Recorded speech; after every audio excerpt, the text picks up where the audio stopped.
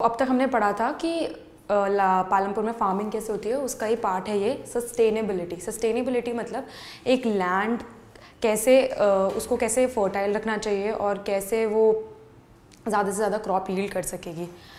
तो उसके अंदर हमने ये भी पढ़ा था कि modern methods of farming use किए जाते हैं। तो मॉडर्न मेथड्स ऑफ फार्मिंग में हमने क्या क्या पढ़ा था, हमने पढ़ा था कि हाई यील्ड वैरायटी के सीड्स यूज़ किए जाते हैं। मॉडर्न टेक्निक्स में मशीनरी यूज़ की जाती है, थ्रेशर्स और ट्रैक्टर्स यूज़ किए जाते हैं।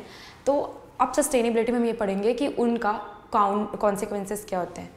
कि कॉन्सिक्वेंसेस में मॉडर्न मेथड के कॉन्सिक्वेंसेस में सबसे पहले ये है कि वो नेचुरल बेस यानी कि जो नेचुरल रिसोर्सेज है उनको ओवर यूज़ करता है। ओवर यूज़ का मतलब एक लिमिट उससे ऊपर यूज़ करना जिससे उस नेचुरल रिसोर्सेज का एक्सप्लॉयटेशन होता है। और जो सॉइल है उसको इनफर्टाइल मतलब बंजर ज़मीन हो जाती है। केमिकल जो यूज़ करते हैं, जो अगर हम ज़्यादा यूज़ करने लग जाए लैंड के ऊपर उसकी एक लिमिट से ऊपर, तो वो सॉइल को इनफर्टाइल कर देती है। इसके साथ साथ मॉडर्न मेथड्स में ट्यूबवेल्स का यूज़ किया जाता है, जिसकी वजह से पानी बहुत ज़्यादा इस्तेमाल होता है।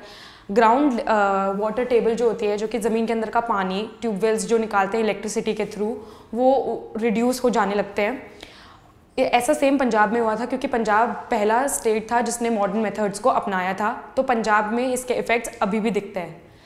फिर केस स्टडी एक बॉक्स दे रखा है टेक्स्ट बुक में, जिसके बारे में केमिकल फर्टिलाइजर्स की बात करते हैं। केमिकल फर्टिलाइजर्स जितना उनका पॉजिटिव इम्पैक्ट है उतना ही इक्वल उनका नेगेटिव इम्पैक्ट भी है।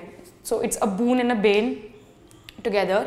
सो केमिकल फर्टिलाइजर्स उसके इफेक्ट्स में वो बहुत पोल्यूशन क्रिएट करता है। जो पानी, जो केमिकल फर्टिलाइजर्स और जो क्रॉप्स में पानी जाता है वो रिवर्स और लेक्स में जाकर उनको पोल्यूट करता है, माइक्रो ऑर्गेनिजम्स को किल करता है, एक्वाटिक लाइफ को किल करता है, और सॉइल की इनफर्टिलिटी तो मेजर रीज़न है ही।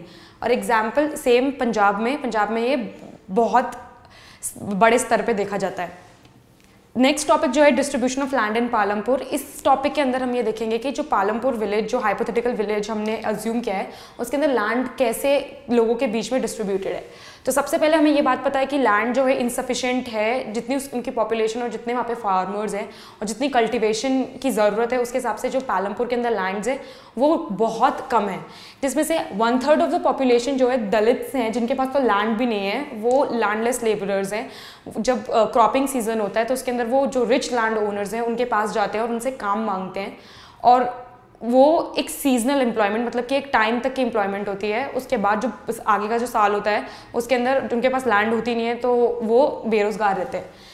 240 फैमिलीज़ जो हैं, हमने ये देखा था कि 240 फैमिलीज़ जो हैं वो मीडियम क्लास फैमिलीज़ हैं जिनके पास स्मॉल प्लॉट्स हैं, जो स्मॉल प्लॉट्स पे कल्टीवेशन करते हैं। लेकिन स्मॉल प्लॉट्स में आगे जब वो फर्दर जब एक फार्मर के जो बच्चे होते हैं उनके बीच में डिवाइड हो जाती है, तो जो स्मॉल प्लॉट है उसका हिस्सा और भी कम होता जाता है, जिसके कारण जो हिस्सा एक फैमिली को पड़ता है वो इनसफिशिएंट होता है उसकी फैमिली को 2 मील्स भी प्रोवाइड करने के लिए, जिसका डायरेक्ट रिजल्ट है लो इनकम्स। ठीक है, अब इसको एक्सप्लेन करने के लिए बुक में गोविंद एक फार्मर है, उसकी स्टोरी दे रखी है। उसके पास एक स्मॉल प्लॉट था 2.25 हेक्टेयर्स का, और उसके 3 सन्स थे।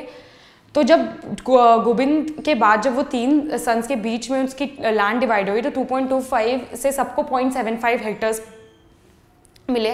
लेकिन 0.75 हेक्टर्स एक फुल फ्लेज्ड एक फैमिली को के कंजम्पशन नीड्स को, कि सस्टेनेबिलिटी या सर्वाइवल को नहीं हेल्प कर सकते हैं। तो इससे इनकी स्टैंडर्ड ऑफ लिविंग और डिक्रीज होती जाती है।